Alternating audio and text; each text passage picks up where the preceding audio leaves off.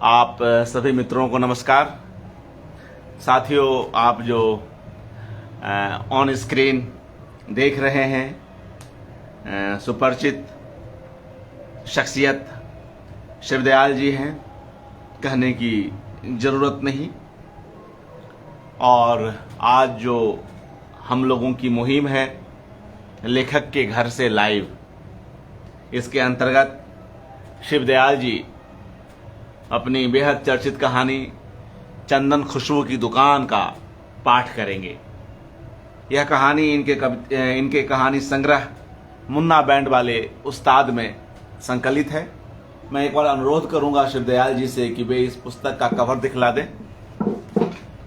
Munna band वाले उस्ताद जो एक बेहद चर्चित कहानी संग्रह रहा और ख़ास तौर से रांची पुस्तक मेले में यह किताब इतनी बिकी कि लोगों ने इसे स्टॉल से खाली ही कर दिया। और संयोग कुछ ऐसा कि जब हम दोनों परिचित नहीं थे तब मशहूर कवि और कार्टूनिस्ट राजेंद्र धोड़पकर जी ने मुझे यह किताब दी थी। उन दिनों मैं दिल्ली में था हिंदुस्तान दैनिक के लिए। तब न मैं शिवदयाल जी को जान रहा था और न वे मुझे। और ये कहानियाँ पढ़ते हुए उन दिनों में बहुत ही अच्छा लगा और एक लंबी समीक्षा मेरी ओर से हिंदुस्तान दैनिक में भी आई। बाद में हम लोगों का परिचय क्रमशः बढ़ता चला गया। शिवदयाल जी का उपन्यास एक और दुनिया होती की काफ़ी चर्चा रही और इसका मराठी में अनुवाद भी हुआ, केला होता अट्टहास, जिसे प्रख्यात सिने साहित्य समीक्षक रेखा देशपांडे ने हिंदी से मराठी में अनुवाद किया। अनुवाद की ही बात हो रही है तो मराठी कवयित्री उषा मेहता ने भी शिवदयाल जी की कुछ एक रचनाओं का मराठी में अनुवाद किया। कई कहानियां, कविताएं एवं लेख शिवदयाल जी के मराठी में, उर्दू में, पंजाबी और अंग्रेजी में प्रकाशित हैं। संवेद का जो रमेश चंद्र शाह अंक आया था उसका संपादन भी शिवदयाल जी ने किया और बच्चों की चर्चित पत्रिका बाल किलकारी का वर्तमान में संपादन कर रहे हैं।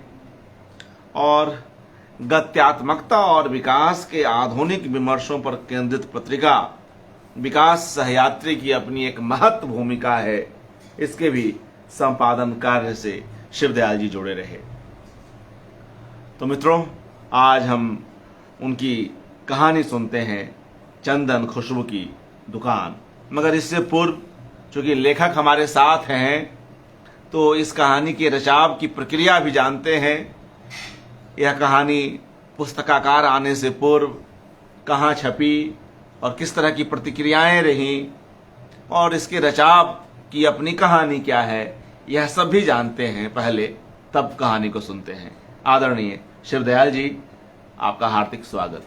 नमस्कार जी। नमस्कार अर्पण जी और सभी सुनने वाले साथियों। चंदन खुशबू की दुकान ये बाजारवाद का जो प्रसार होता रहा और हमारा परिवार जिस तरह से इससे प्रभावित होता रहा है मार्केटाइजेशन से, और आपने देखा होगा कि कैसे टारगेट का पीछा करते रहते हैं लोग और उसको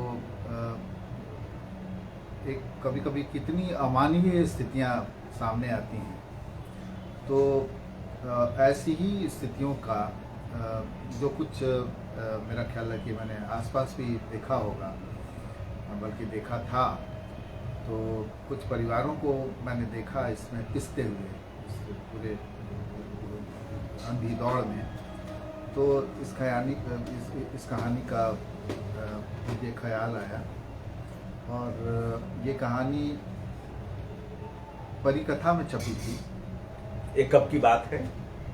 ये मेरा ख्याल है कि 2005 की बात होगी, 5 या 6 की बात होगी शायद। 2003 में मैंने ऑस्ट्रेलिया कहानी लिखी थी, ये शायद 2006 में आई थी। और इसके पहले इसका लगता है कि मैंने आकाशवाणी से इसका पाठ भी किया था।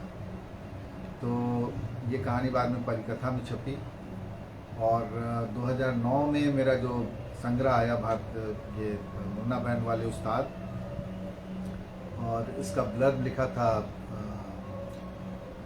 आदरणीय विजेंद्र नारायण सिंह ने, जो अब तो स्वर्गीय हैं, और उनको ये कहानी बहुत पसंद आई थी। विशेष रूप से ब्लर्ब में भी इसका उल्लेख है और ये कहानी वैसे चर्चित हुई, लोगों को पसंद आई और परिकथा में भी परिकथा के पाठकों ने भी उसको पसंद किया था।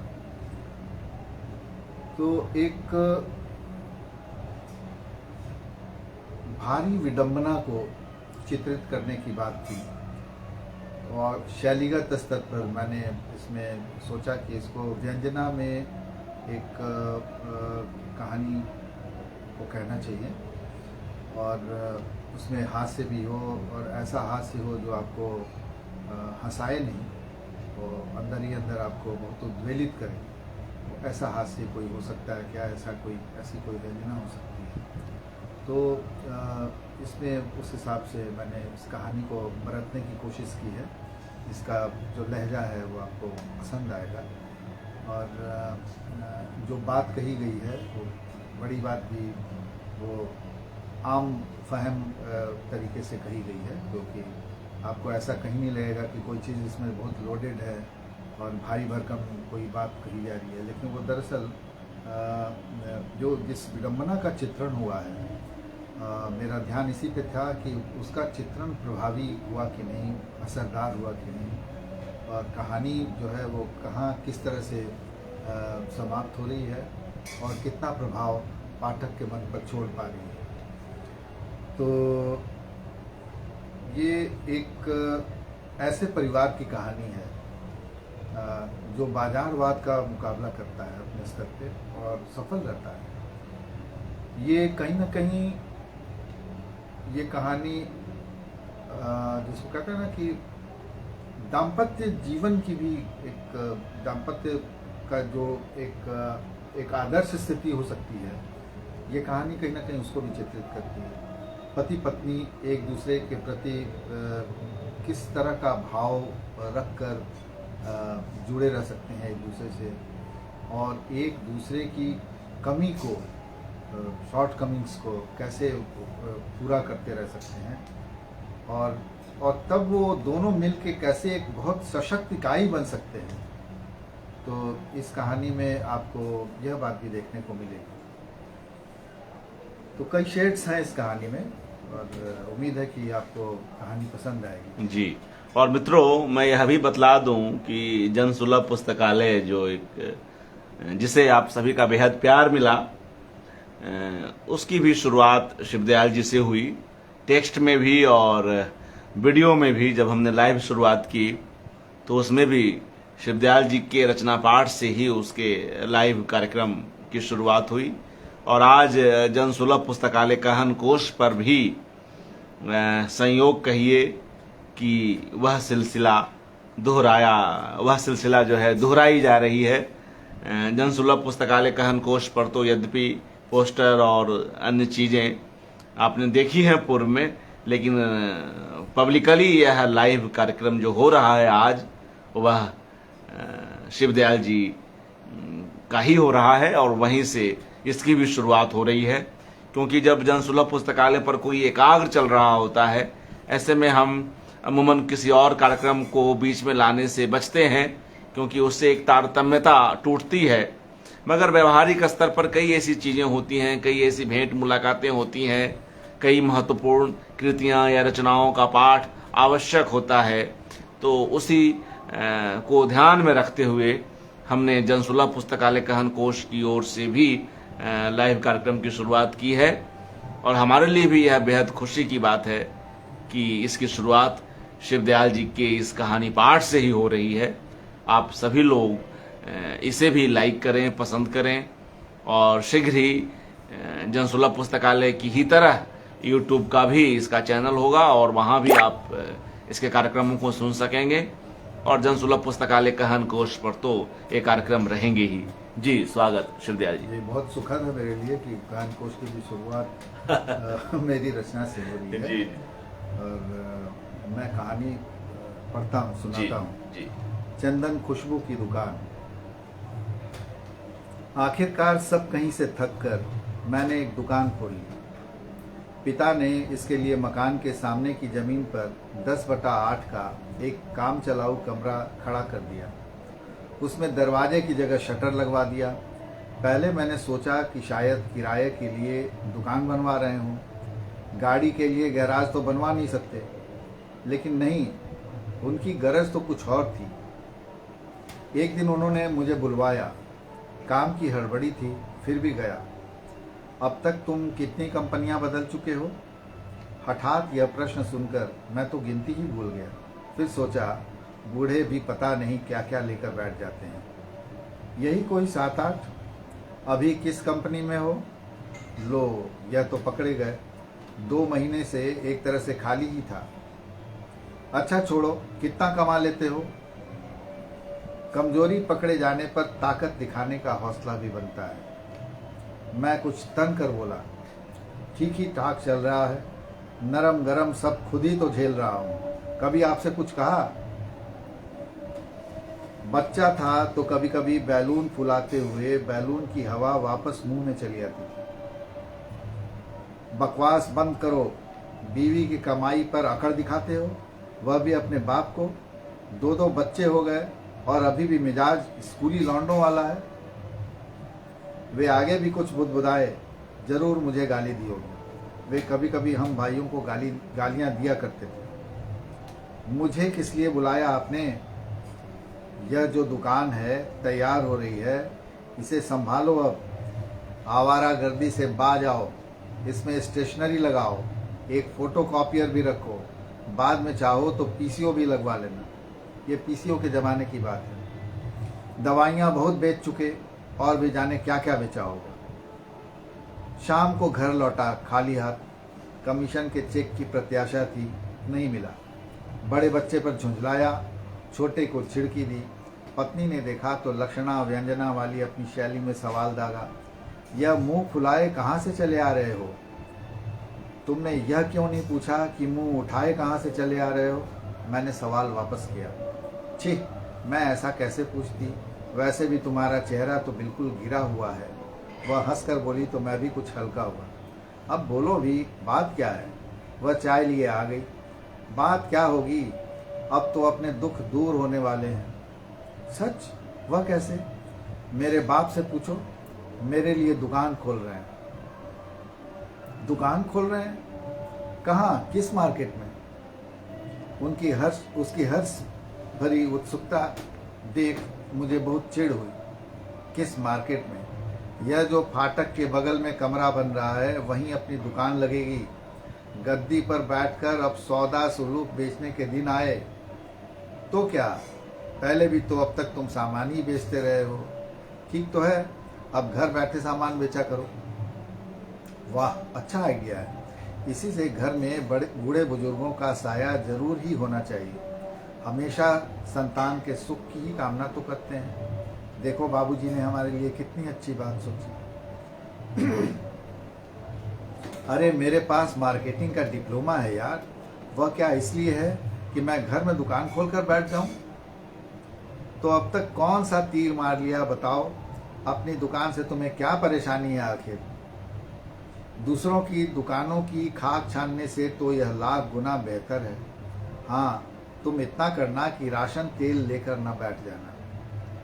क्यों, उसमें तुम्हें क्या परेशानी है? जरा सुनो तो। बू आएगी, बस मुझे अच्छा नहीं लगेगा। तुम्हारे बदन से तेल मसालों की गंध मैं बर्दाश्त नहीं कर सकती। यह बात उसने इस अदा से शर्माते हुए कही कि मेरा दिल जल गया। तो ऐसा करता हूँ, यह दुकान मैं तुम्हारे ही नाम खोल लेता हूँ, खुशबू जनरल स्टोर्स, ठीक है ना? नहीं जी, दुकान तो अपनी स्वर्गीय माता जी के नाम पर ही रखो, बरकत होगी। वह सांप बच निकली। आखिर वही हो कर रहा। मेरे घर में ही दुकान खुल गई। शांति स्टोर्स स्टेशनरी एवं फोटो स्टेट के लिए पधारे। बड़ी झिझक के साथ मैंने गद्दी संभाली। एक छोटी सी खूबसूरत गद्देदार रिवॉल्विंग चेयर, निहायत अवास्तविक प्रतीत होने वाली वास्तविकता से साक्षात। पूजा पाठ धूप बत्ती के बाद गद्दी पर बैठा तो दोनों बच्चों ने मिलकर कितने ही चक्कर खिलाए। उनकी माँ खिलखिल हंसती रही और उनके बाबा और अन्य लोग मुस्कुराते खड़े तमाशा देखते रहे। भीड़ छटी तो खुशबू रानी ने पास आकर कुर्सी के दोनों हत्थों पर झुकते हुए कहा, यह तो बड़ा अच्छा किया जी, रिवॉल्विंग चेयर ले आए। तुम्हें तो घूमने की आदत रही है ना, अब बैठे बैठे चक्कर खाते रहना। वैसे खुशबू ने दुकान जमाने में खूब मदद की। सबसे पहले तो उसने एक छोटी सी बेंत की छड़ी में पुराना कपड़ा बांधकर झाड़न बनाया। मुझे धूल झाड़ने की तरकीब भी बताई।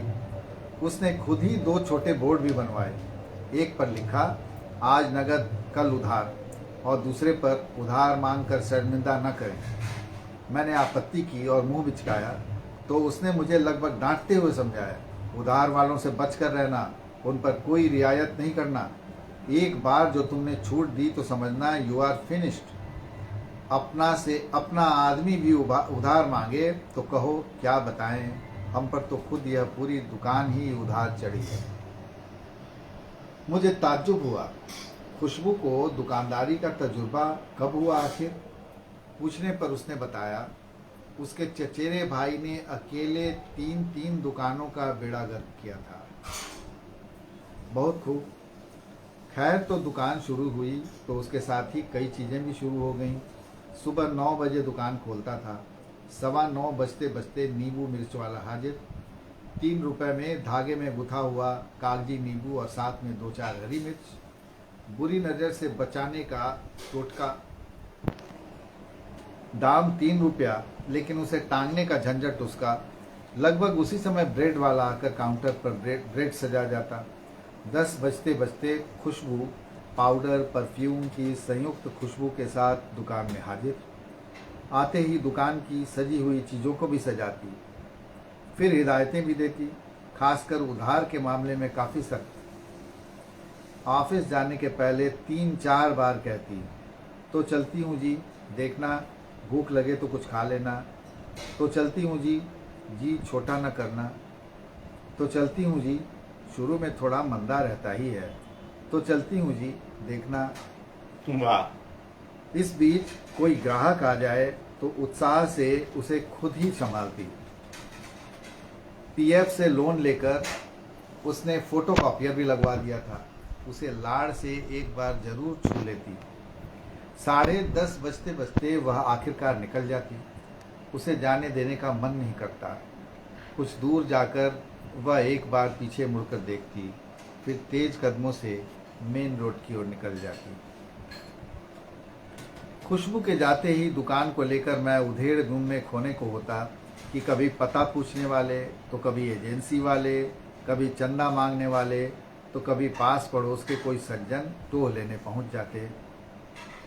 दुकान से सबका कोई न कोई सरोकार था। सूर्यास्त के बाद 2 व्यक्तियों का आगमन एकदम सुनिश्चित था। पहला, एक थाली में दीपक की लौ को हथेली से ढांपे पास की अतिक्रमित जमीन पर बनाए गए छोटे से मंदिर का पुजारी, और दूसरा व्यक्ति होता था एक पारा बैंकिंग कंपनी का कलेक्टर, जो रोज रेकरिंग डिपॉजिट के 20 रुपए ले जाता था और रसीद मर्तबानों के बीच फंसा देता था। उन दोनों से शायद ही कोई संवाद होता। एक धर्म खाते का आदमी, दूसरा बचत खाते का। नगा होने का कोई सवाल ही नहीं था। यह तो रही दुकान की बात। दुकान से इतर भी मेरी जिम्मेदारियों और किरदार में इजाफा हुआ। मैं अब घर के लिए 24 घंटे उपलब्ध था। बच्चों को बस स्टॉप से घर ले आने की जिम्मेदारी अब मेरी थी। घर में बिजली खराब है, चंदन को बुलाओ। पानी की मोटर खराब है, चंदन ठीक कराएगा। टेलीफोन गड़बड़ है, चंदन को टेलीफोन ऑफिस भेज दो। बिल जमा करना है, चंदन को दे दो ना। बच्चों की फीस देनी है, चंदन है ना। दवा दारू चंदन ले आएगा। दुकान है तो फिर चंदन है, चंदन है तो फिर क्या गम है। ये व्यस्तताएं उन 2 घंटों की थीं जब दुकान बंद रहती थी। घर में बूढ़े बाप के अलावा 2 कामकाजी भाई थे, भाभियां थीं, उनके सयाने होते बच्चे थे।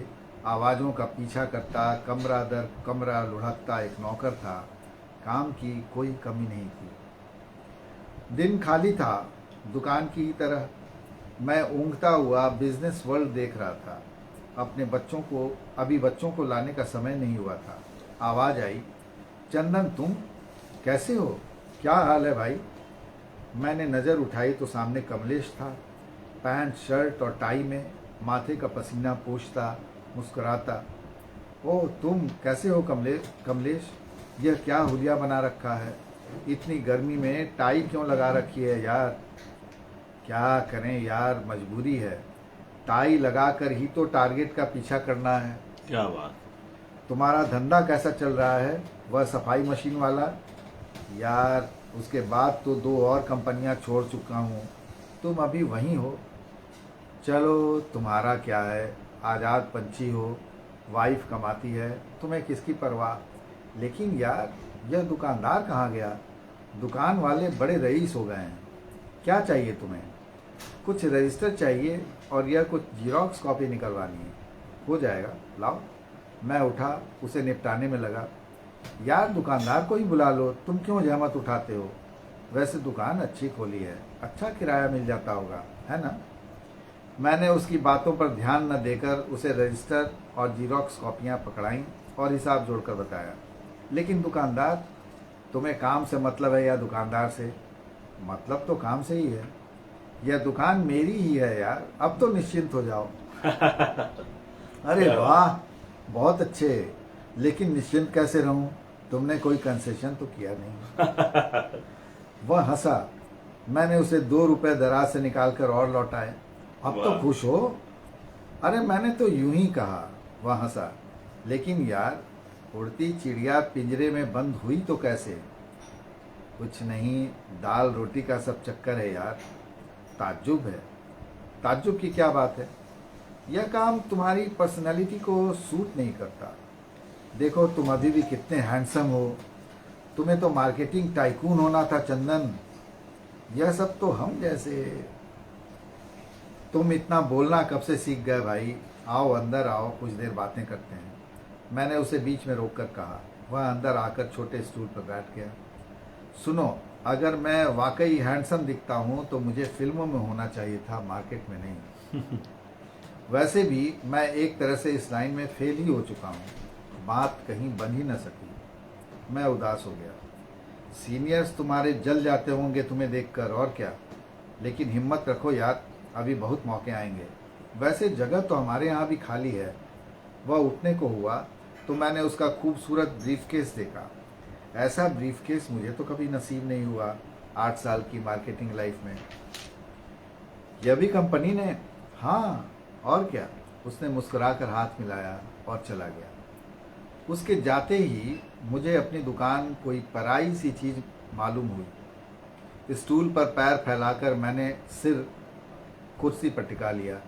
सामने कैबिनेट के शीशे में अंदर के सामानों के साथ साथ मेरी अपनी छवि भी प्रतिबिंबित हो रही थी, जैसे एक कोलाज बन रहा था। मैं दृष्टि को अपनी ही छवि पर केंद्रित करने की कोशिश करता रहा। शाम को खुशबू लौटी, चाय नाश्ता लिए दुकान में ही चली आई, हमेशा की तरह। मैं अनमना था। उसने भांपा। क्यों जी, आज कोई अच्छी शक्ल देखने को नहीं मिली क्या? यहाँ ऐसा रूखा सूखा दिन गुजरता है कि। मामला ऐसा रूखा सूखा है तो यह मलाई कैसे निकली आ रही है? उसने मेरी छोटी सी तोंद में उंगली घुसा दी। मुझे गुदगुदी हुई और चाय छलक कर पतलून भिगो गई। मैं बिगड़ा, लेकिन खुशबू हंसती रही। मैंने ऐसा जोर से तो कुछ नहीं किया था। क्यों, दुखती रग थी क्या जी? तुम ही न इसे मलाई समझ रही हो।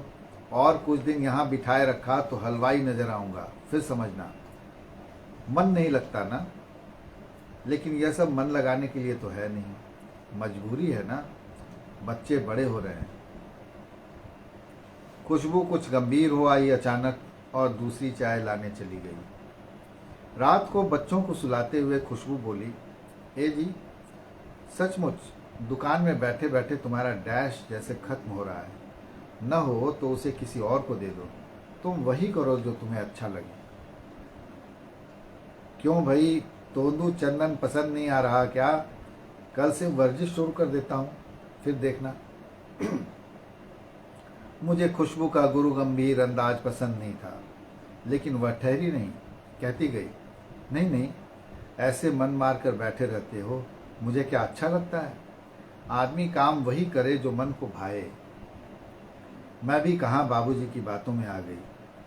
उसे किसी को दे दो, अब और कुछ नहीं, जो होगा वह देखा जाएगा। ओह खुशबू, तुम तो खामखा अभी सोते समय दुकान लेकर बैठ गई। इस पर आराम से सोचेंगे ना। सुबह सुबह बच्चों को स्कूल बस तक छोड़कर जब लौटने लगा तो रात की बात याद आई। मन में कुछ हौसला जगा। कमलेश का ध्यान आया। कदम उसके घर की ओर बढ़ चले। रास्ते में दो एक मॉर्निंग वॉकर मिले। मेरा नहीं, दुकान का हाल पूछा और मुस्कुराते आगे बढ़ गए। कमलेश घर पर नहीं था। उसकी पत्नी ने बताया। क्यों भाभी, रात वह कहीं और गुजारता है क्या? वरना इतनी सुबह कोई घर में ना मिले। वह बहुत लजाई, फिर धीरे धीरे बोली, क्या बताएं भाई साहब, ऐसे धंधे में फंस गए हैं कि हम सबका जीना हराम हो गया है। ठीक से सोते तक नहीं, रात दिन टारगेट टारगेट, नींद में भी टारगेट। मुझे हंसी आ गई। मैंने कहा, तो कुछ पता चला कि टारगेट है या मार्गरेट, और रहती कहाँ है? पकड़िए उसे जाकर और 4 चप्पलें जमाइए। पति हाथ से निकल गया तो क्या कीजिएगा? मैं हंसकर वापसी के लिए मुड़ा तो वे आगे आ गईं। मेरी हंसी गायब हो गई। उनकी आंखों में आंसू थे। यह लो, यह क्या हुआ भाई? मैंने ऐसा क्या कह दिया? आखिर अपने दोस्त की बीवी को कोई बहन जानकर तो बात नहीं करता। भाभी क्या हुआ? माफ़ कीजिए अगर कुछ बोल गया हूँ, मैं तो वैसे मजाक। क्या कहते हैं भाई साहब, मैं क्या इतना नहीं समझती? लेकिन आप जरा घड़ी भर को बैठ जाइए। मुझे बैठना ही पड़ा। वे उधर से चाय का पानी चढ़ा आईं। तश्तरी में बिस्कुट लिए सामने आ बैठी। उन्हें यह बिल्कुल अच्छा नहीं लगेगा, मुझ पर बहुत बिगड़ेंगे, लेकिन आपको बता ही देती हूँ। क्या हुआ, ऐसी क्या बात हो गई भाभी? मैं घबराया। इनकी तो जेल जाने की नौबत है भाई साहब। उन्होंने आंचल मुंह पर रख लिया। टारगेट पूरा करने के चक्कर में किसी से 50,000 उधार ले लिया। जिस टारगेट के लिए यह सब किया वह भी नहीं मिला। इसके पहले 1 लाख कर्ज लिया था, अभी उसी की अदायगी बाकी थी। पिछले 6 महीने से उसकी किश्तें बंद हैं। उधर से नोटिस आ गई है कि 15 दिन के अंदर पैसे चुकाओ, नहीं तो धोखाधड़ी का मुकदमा चलेगा। उधर यह 50,000 वाली पार्टी बच्चे को उठवाने की धमकी दे रही है। हमारा पागलों सा हाल है। ये बेचारे कहाँ कहाँ नहीं गए, लेकिन इतना पैसा आए कहाँ से? कौन इस जमाने में इतनी मदद कर सकता है? फिर भी ये कोशिश कर रहे हैं, लगे रहते हैं रात दिन। 2 महीने से बच्चे की फीस नहीं दे पाए। यह तो हाल है। हमारी तो ज़िंदगी खराब हो गई भाई साहब। उन्होंने आंखें पोंछी। यह तो बहुत बुरा हुआ। कमलेश आए तो उसे बताइएगा। मैं चलता हूँ भाभी। भाई साहब चाय तो पीते जाइए। नहीं, फिर कभी।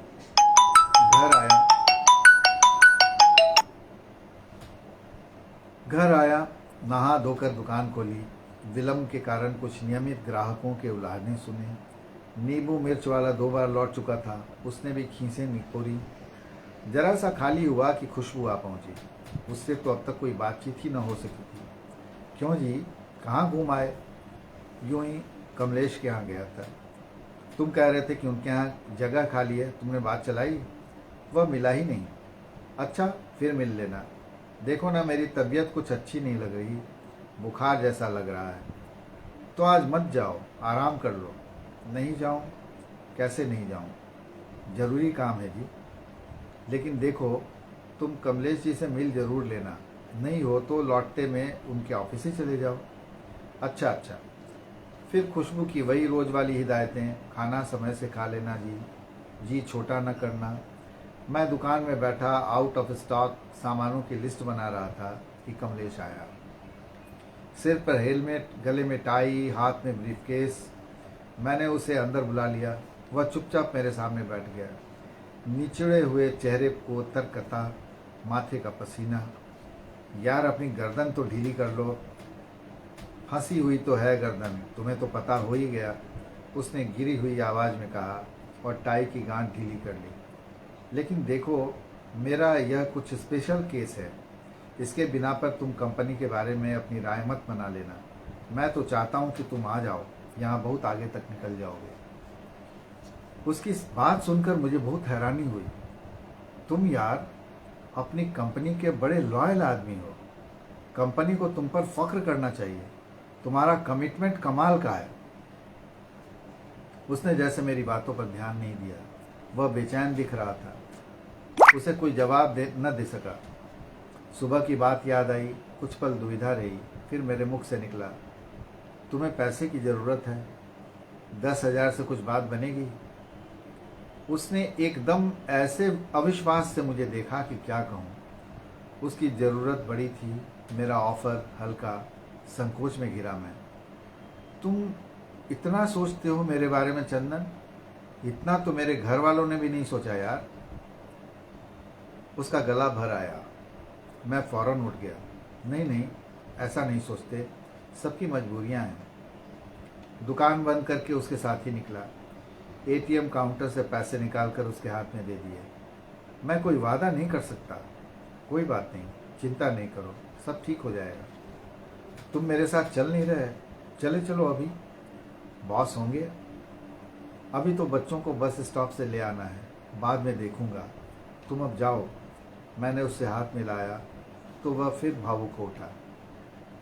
लौटते हुए अकाउंट्स डिटेल वाली स्लिप देखी। बैलेंस बचा था 5,370 रुपये। बहुत निराशा हुई। बच्चों को लेकर घर पहुंचा तो बच्चे बिस्तर पर लेटी माँ से चिपट गए। उनके लिए यह अप्रत्याशित सुख था कि इस समय माँ घर में है। मेरा मन भी खिला, लेकिन मैं आश्वस्त नहीं था। खुशबू लेटे लेटे फ़ोन पर बात कर रही थी। हाँ, घर पर हूँ, बुखार हो गया है, ऑफिस से जल्दी आना पड़ा। हाँ, वे भी ठीक हैं, दुकान ठीक ही चल रही है, लेकिन उनका मन नहीं लगता ना। ठीक भी तो है, बैठे बैठे बोर हो जाते हैं। हाँ हाँ, कहते हैं खूंटा है यह तो, लेकिन वे जिसमें खुश रहें उसी में मेरी खुशी है। मैं सोचती हूँ कि कहीं उनकी टैलेंट बर्बाद ना हो जाए। किस्मत की बात है, कोई कायदे की जगह ही न मिली। कोशिश तो अपनी तरफ से हर आदमी करता ही है। मेरा क्या है, सिस्टम ऑपरेटर की तनख्वाह उतनी अच्छी तो नहीं, लेकिन हम लोग बहुत खुश हैं, किसी को फिक्र करने की कतई ज़रूरत नहीं। ठीक है, प्रणाम। रात को मन में क्या क्या घुमड़ रहा था, कुछ कहना चाहता था। खुशबू की नाक बज रही थी, उस पर दवा का असर था। करवट बदलकर तब मैं भी सो गया। अगले दिन खुशबू ने ऑफिस जाने की जिद की। मैं इससे खिन्न हो गया। तब उसने मनुहार करते कहा, क्यों जी, मेरे बिना रहा नहीं जाता क्या? नौकरी छुड़वाने का इरादा है? अब तो ठीक है, जाना जरूरी है जी, समझते हो। उसने मेरी नाक पकड़कर हिलाई और तैयार होने चली गई। मैंने भी अपनी गद्दी संभाली और ग्राहक को निपटाने लगा। खुशबू से पहले उसकी खुशबू आती थी मुझे विभोर करने। उसने मुझे चाय का कप पकड़ाया और स्टूल पर बैठ गई, कुछ गंभीर मुद्रा में। मैं भी चुपचाप चाय पीता रहा। सुनते हो, आज जरूर अपना बायोडाटा दे आना। एक एक दिन यूं ही बीता जा रहा है, कुछ कर लेना चाहिए जी। अब इतना कुछ करने के बाद भी लगता नहीं कि पैरों के नीचे जमीन है। क्यों जी, कहाँ खोए हो, कुछ सुन रहे हो? मुझे जाना तो है, लेकिन कहीं और। यह लो, किसने जादू चला दिया तुम पर, जरा सुनो तो।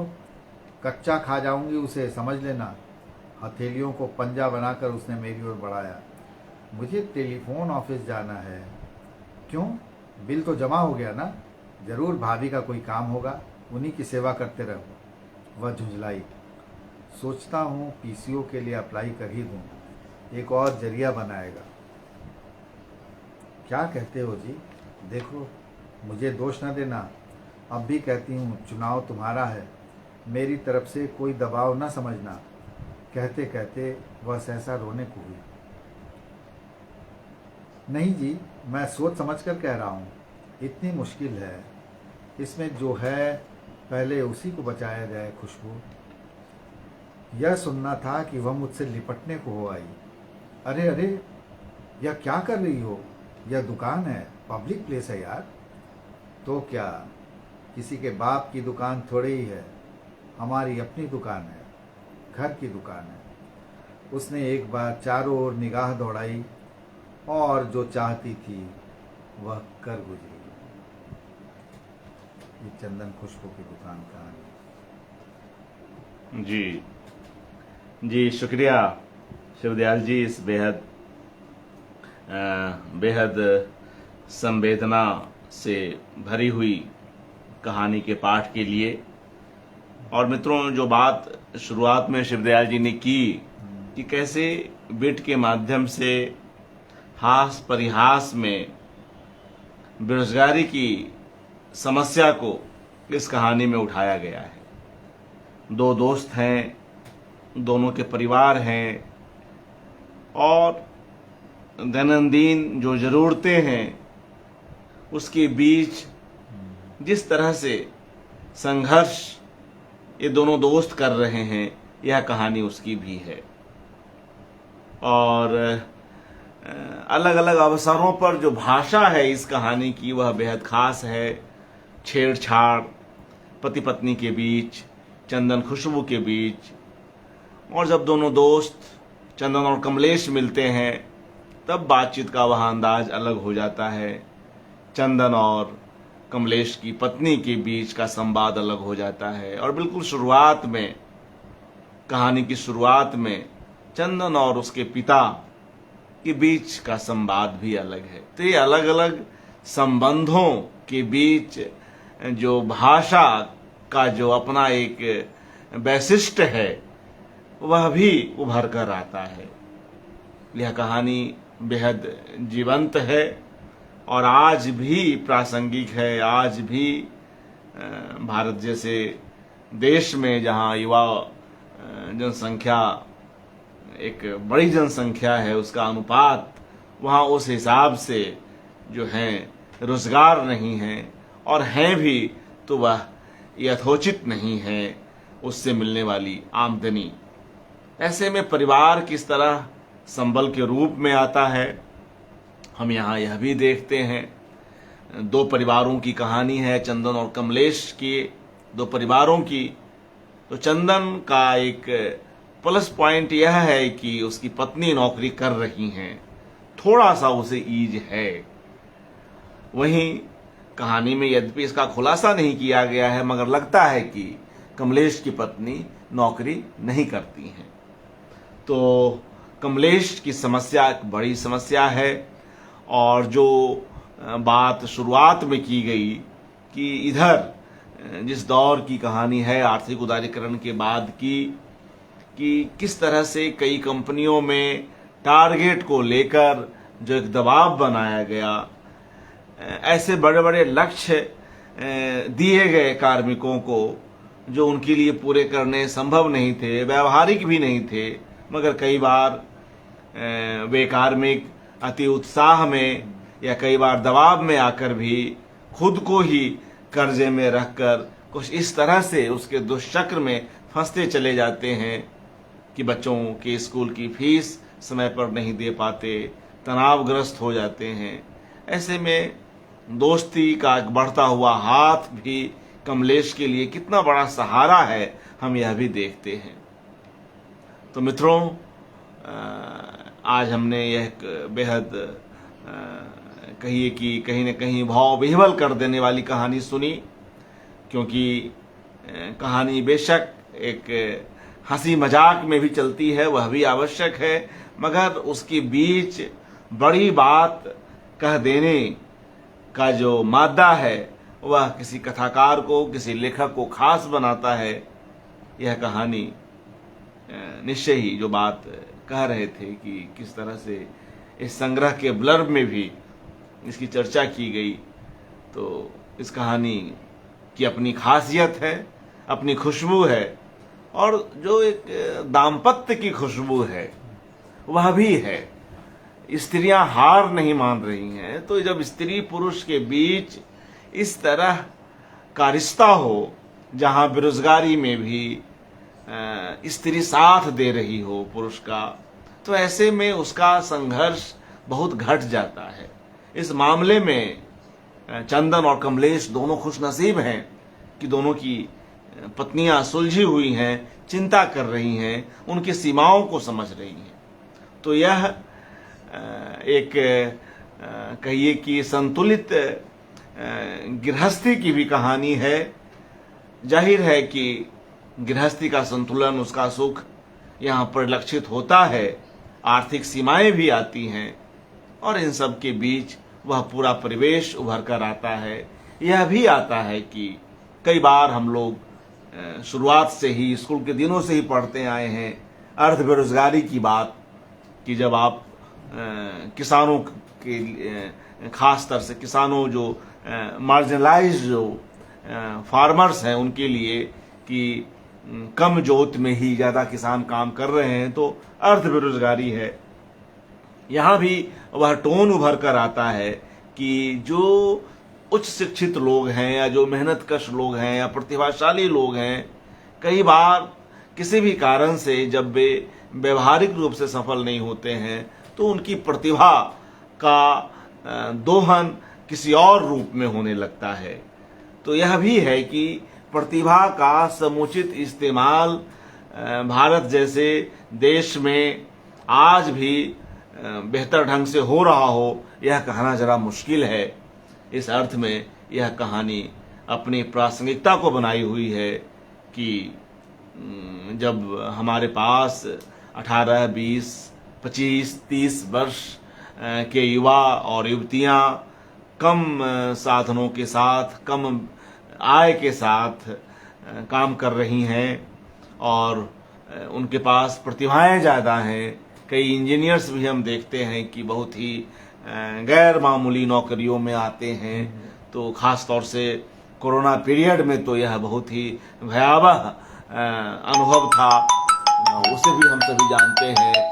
और हम सब देखे कि उसी संस्था में लोग आधे से भी कम वेतन पर काम करने को मजबूर थे। तो यह कहानी किस तरह से अपनी जगह बनाई हुई है, इसे हम समझ सकते हैं।